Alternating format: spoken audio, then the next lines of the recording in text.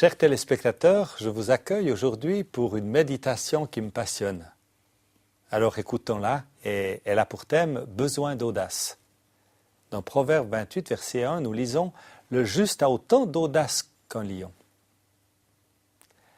Rosa Parks, une chrétienne convaincue et fondatrice du mouvement pour les droits civiques des Noirs aux États-Unis, fut arrêtée en 1955 pour avoir refusé de donner sa place dans un autobus à un homme blanc. Marches de protestation et batailles de rue s'ensuivirent jusqu'à ce que la Cour suprême déclare que la ségrégation raciale était contraire à la Constitution. Dans son autobiographie « La force tranquille », Rosa Parks écrit « Savoir exactement ce que l'on doit faire vous fait ignorer la peur. Le jour où je me suis assise dans cet autobus, je n'avais aucune idée de l'impact qu'allait avoir mon geste. Je ne pensais qu'à une seule chose, rentrer chez moi et retrouver ma famille. Mais j'étais tout à fait sûr de moi.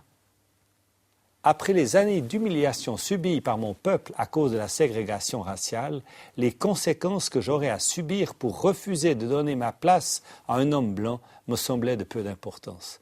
Il fallait que je montre de l'audace, tout simplement. L'épitaphe sur la pierre tombale du réformateur britannique John Knox indique « Si j'y, un homme qui n'eut jamais peur d'une simple figure d'argile ».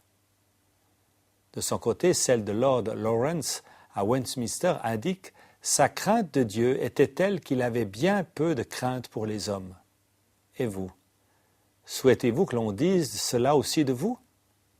La parole de Dieu affirme « Le juste a autant d'audace qu'un jeune lion ».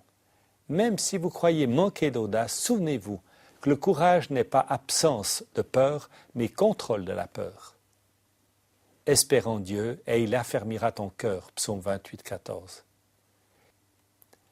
Si votre cause est juste, confiez-vous en lui et il vous donnera de l'audace.